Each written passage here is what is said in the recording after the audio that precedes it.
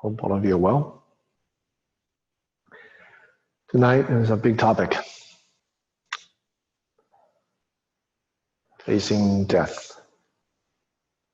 Can you all hear me? Yes, okay.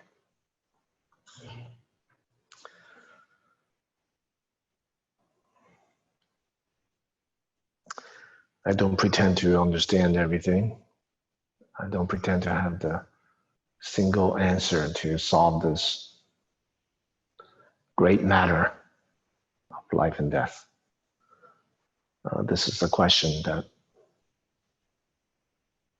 for millenniums, human beings have tried to solve. And for millenniums, human beings have come up with many different answers. And fortunately or unfortunately, those answers are still operating within us. These outdated modes of thinking. You may say primitive. They're still governing the way we live. But the fundamental problem here is that we're not only linguistic beings, which frames our whole experience in terms of life is good, death is bad. So let's solve the death part, our inevitable end. Now, the narrative may change. The end into nothingness. The end is not really an end. There's a heaven afterwards, or there's a rebirth cycle afterwards. Whatever narrative.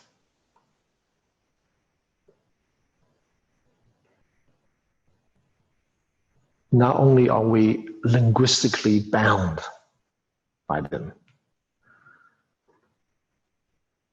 these narratives, they're actually deeply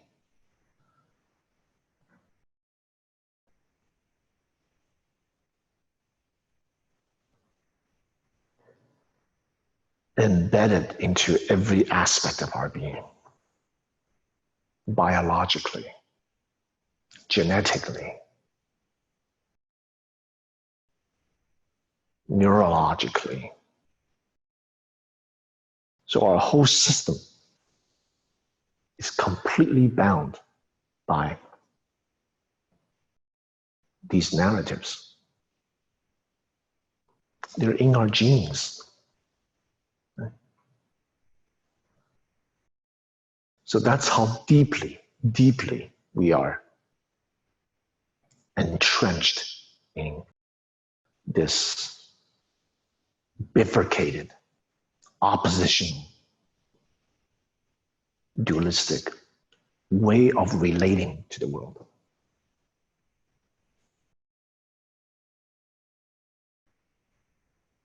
And from the Chan Zen perspective, this whole way of relating to the world, it's upside down.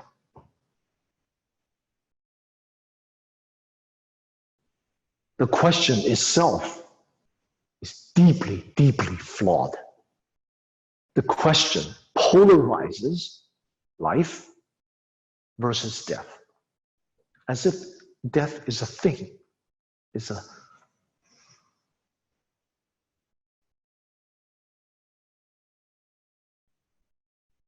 event.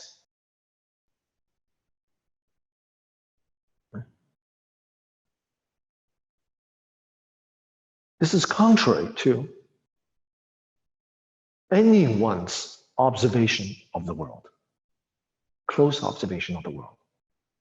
Does anything end? Do things come out of nothingness? No. But when we think in this way and personalize it, we are sucked into the vortex of this cyclic existence of the mind.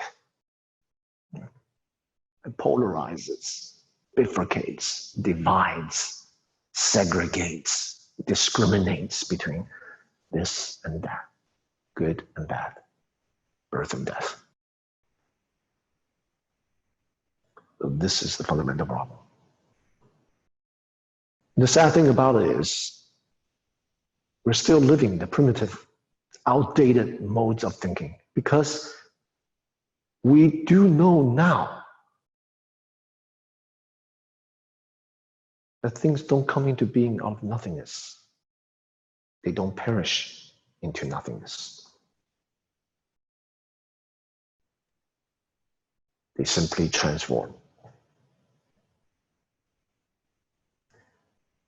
But if we think about our own personal end, then we got a lot of problems to think about. A whole host of issues will arise. What will happen after I die? Where would I go? What about the family that I will never see again? What about the loved ones? I should prepare now so I can anticipate about the future.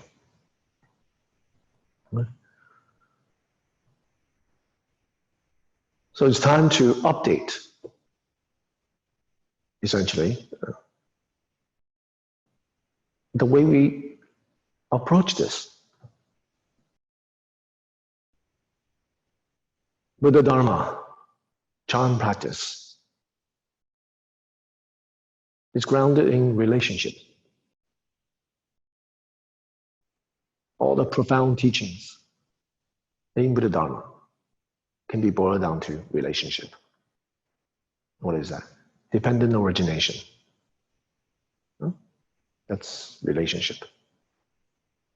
Emptiness, selflessness. Emptiness is relationship. The Guogu is made up of non-Guogu, everything else besides. Guogu is just a name. Behind that name, it's about relationship. The various causes and conditions coming together. Without beginning, without end. No birth, no death. Same thing with you. With this understanding, even though I'm using words and language to convey this, but it's worth the time and effort to reflect on this. The flaws, intrinsic flaws of our language, and how things actually are. And how things actually are is free. You're already free. No death. No birth.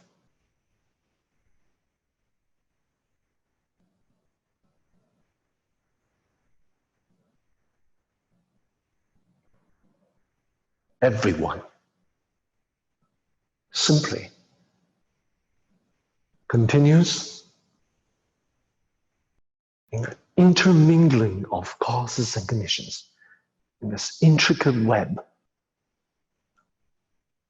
dynamic, interdependent flow of events.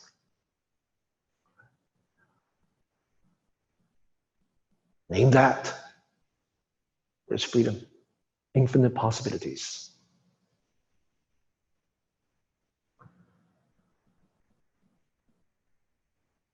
So,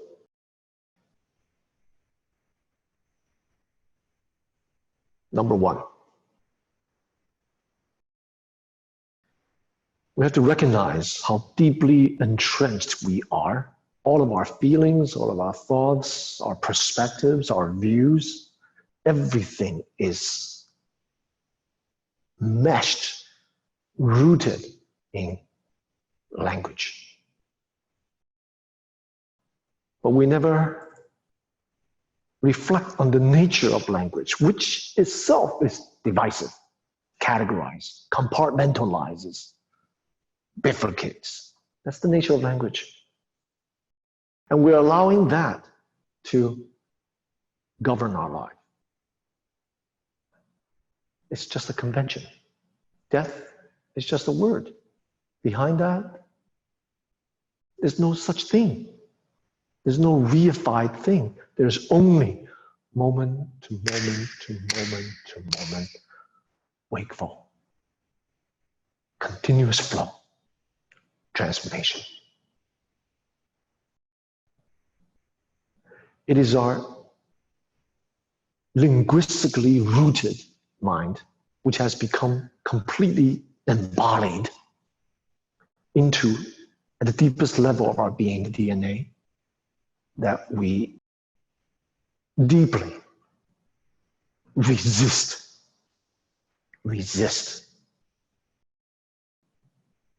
this dynamic flow, this change. Right? But change is who we are. Change is freedom. Change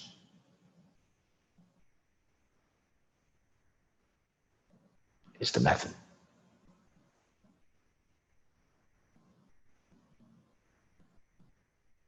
To transcend this great matter of birth and death.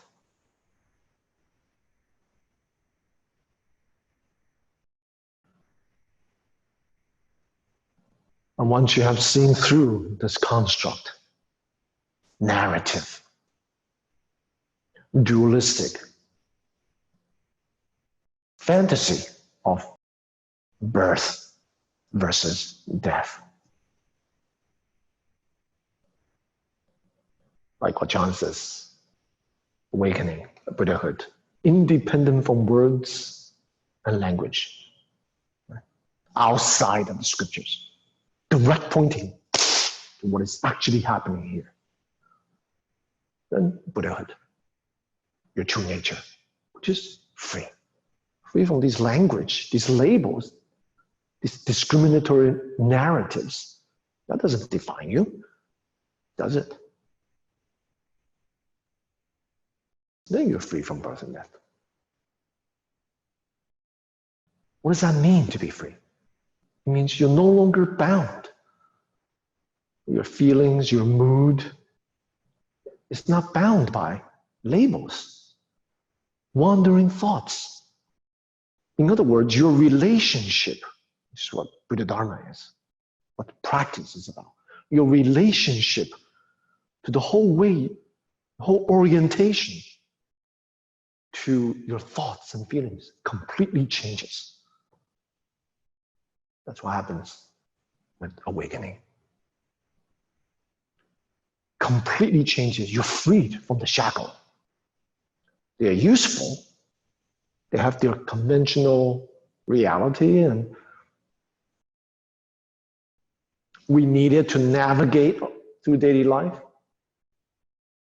But you're not bound by them anymore. The normal people, without practice, very difficult. All of their life, all they have ever known,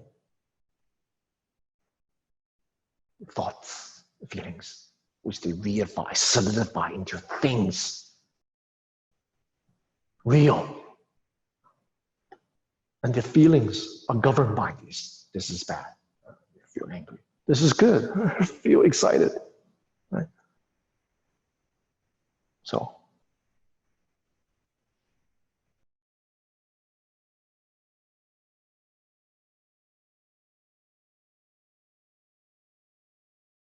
we have to upgrade our old primitive way of thinking that primitive people thought up of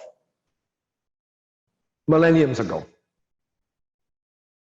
They see something and then it died. They label it death. because no more. And they see it deteriorating. And they can't touch it. They can't smell it. They can't see it. Can't hear it. So that's death. How scary is that? We still think this way, right? But if we put aside this with an open heart, we observe nature, we observe anything in this moment, things are completely, vividly, naturally, moment by moment, changing. Wonderful thing. Right? So, everything changes. From the time that you're born, you start deteriorating, start changing. And because of change, you develop resourcefulness. Because of change, you develop openness to new perspectives. You develop friendship. You develop love and understanding. It is precisely because of change that everything can happen. If we resist it, we go against not only nature, how things are, we create problems that's originally not there. If we adapt to it, allow ourselves to creatively respond to who we are, then this Buddha nature, freedom, flows through you. So the body deteriorates. You're not bound by the form of the body, the notion of the body. We do what we can, adapt, create, recognize, and work with. In every phase of life, there's vitality, there's possibility. Well, you couldn't do that before, now you can do it. Before you can do this, now you can't do that, but you do something else.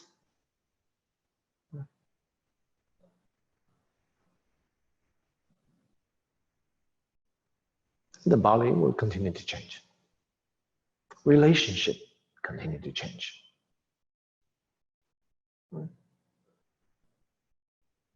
And there's freedom in that.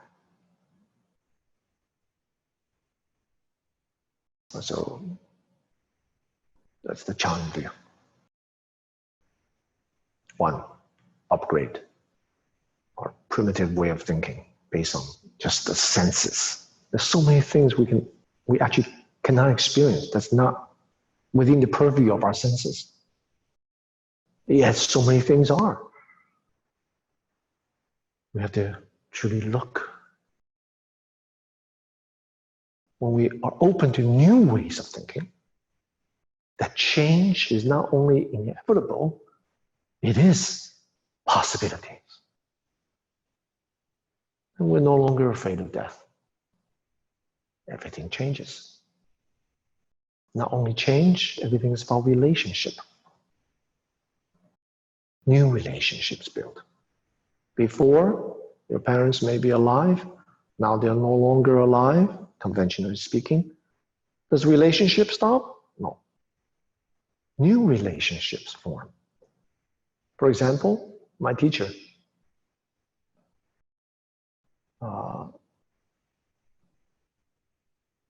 I cannot relate to him like I used to relate to him.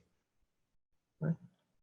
But he is alive and well within me, within all of you. You see me, you see my teacher. You see my teacher, you see the Buddha. See the Buddha, you see the three jewels. Everything evolves, develops, and unfolds through relationships, and we build a different relationship, just like my relationship to my teacher now. It's different. And the teachings that he has taught me means differently to me. You know, as his student, you know, I don't have to worry about his other students. I don't have to worry about anyone else. I just, my role as a student. Okay? Now that I'm a teacher, and I revisit his teachings, it's very different. So relationships continue to unfold. That's the creativity of emptiness. And emptiness is relationships. So be open to a new way. Forget about the old way of thinking. Life versus death. No birth. No death. Change and relationships. These two things. What is change? That's the temporal perspective. What's relationship? The spatial perspective. Well, you can see it that way. These two are not separate, of course. I'm just using words and language to describe. Temporal, spatial, just means freedom. Freedom. The dynamic workings of freedom. So understanding this is one thing. You have to personally embody it. If you don't have this correct view, and you practice, it's very difficult to embody this view.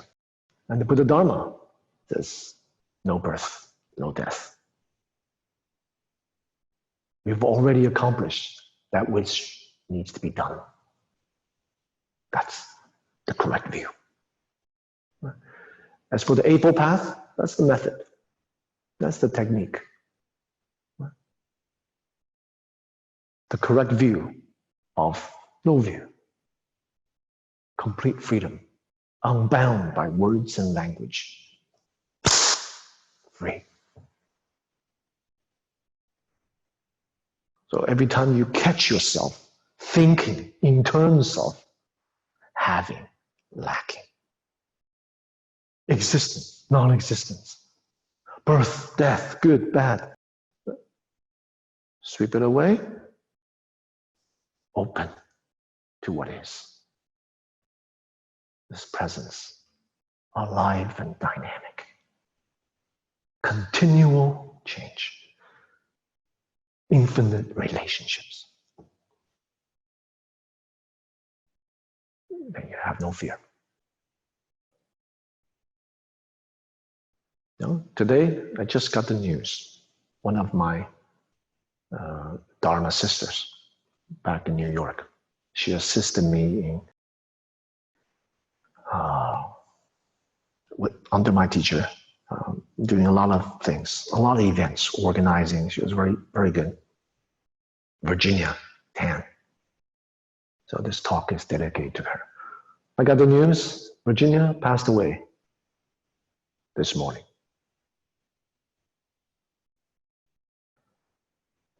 So now I have a new relationship with her. Did she disappear? Yeah, maybe the form is not there. But I've been down here in Tallahassee for over 10 years. Very rarely do I go back up to New York. Even when I do, sometimes I don't see her. So no matter the distance,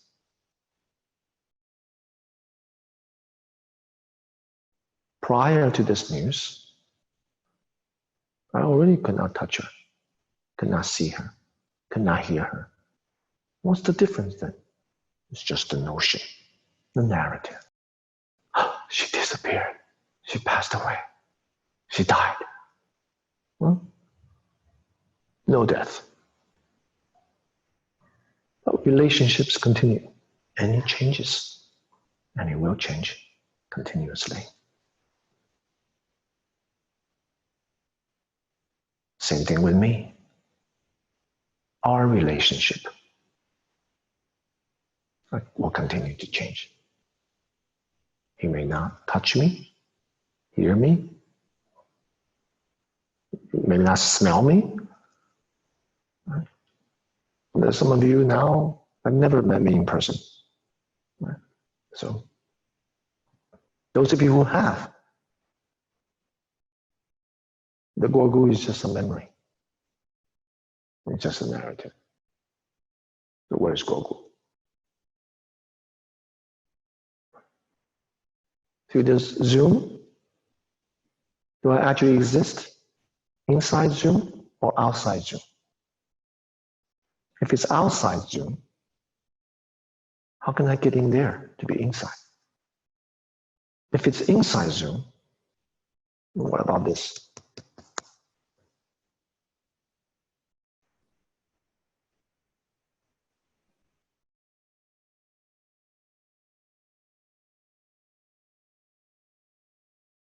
What is that? If you use words to fathom, you'll not get it.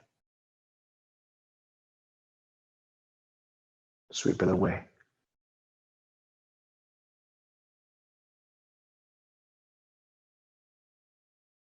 Relationship. Continue to change. You allow it to be. You recognize it. You work with it. Creatively respond.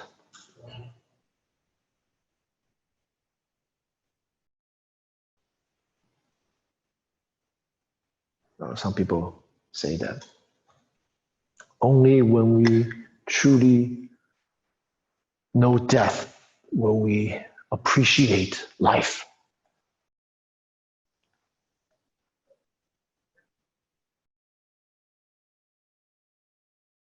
I don't really know what that means. Does that mean that we know we're going to die, end, so we better hold on to our life, appreciate it now while we can? Does it mean that? That's still a dualistic view. Solidifying the notion of our eventual end. So I better grasp and hold on to it now. That's not the Buddha Dharma.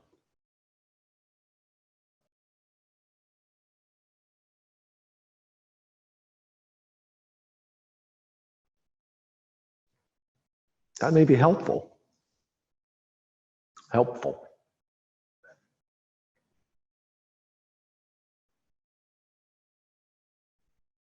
What's truly helpful is to take up this matter of birth and death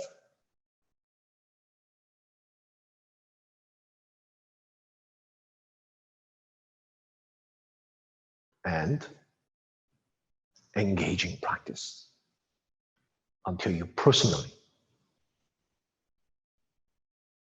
can see through and resolve. What is it?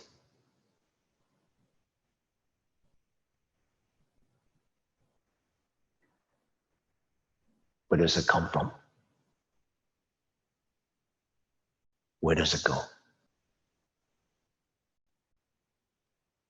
If you try to fathom through words and language, you're miles apart.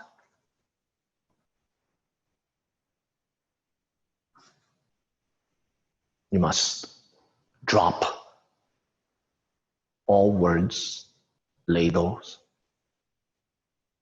intellect, knowledge, discrimination. You must drop your grasping of your body, your memories, your identity. You must drop your past, drop your future, drop the present, whatever you think this may be. Then you discover you already there. So you're you're free.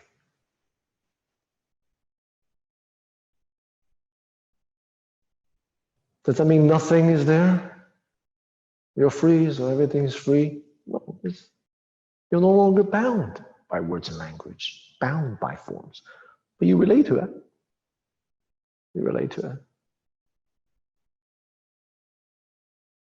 You can probably fully utilize it more creatively because you see through the veil of its bifurcations.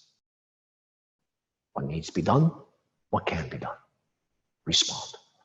Without self-referential gaining, losing, having, lacking, all of these things. Right?